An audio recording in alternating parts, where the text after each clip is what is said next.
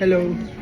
Alam niyo may mga challenges talaga tayo sa buhay na kailangan natin mapagdaanan para magiging mature tayo enough, para magiging strong tayo in the future.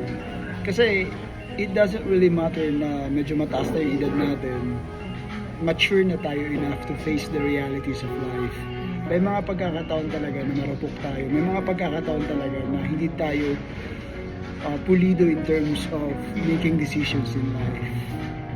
I truly believe that I have a lot of things to learn, and every day for me is a learning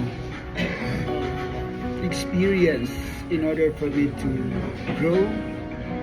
Because growing up is not just for kids, it's just not for young people, but it's also for adult one.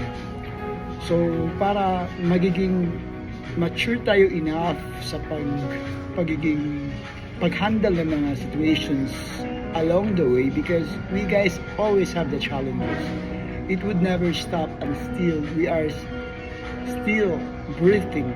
Kaya naniniwala ako na kung may mga pagkakamali man tayo, ako ay myself, marami akong mga pagkakamali sa buhay.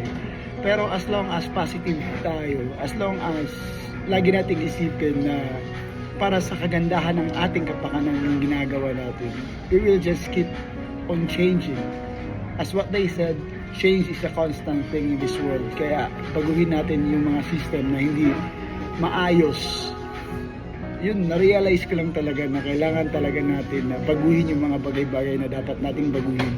And then positibo tayo always para magkaroon naman tayo ng brighter, magkaroon tayo ng magandang result sa mga ginagawa na. That's simple and that's life.